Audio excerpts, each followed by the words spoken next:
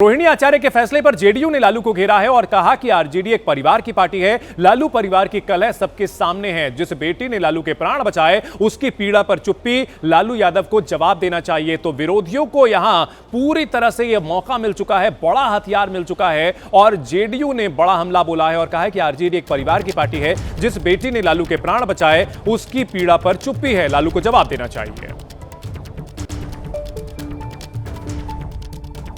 राजद एक पारिवारिक पार्टी और परिवार का अंदरूनी कलह उभर कर आया, लेकिन महत्वपूर्ण विषय यह है कि जिस बेटी रोहिणी ने अपने पिता की प्राण रक्षा की हो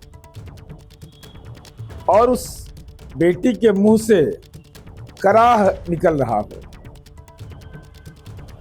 जिस भाई के कलाई में राखी बांधी आज उस परिवार को भी अलविदा कह रही है, पार्टी को भी अलविदा कह रही है। रोहिणी आचार्य, सवाल के घेरे में लालू जी आप हैं।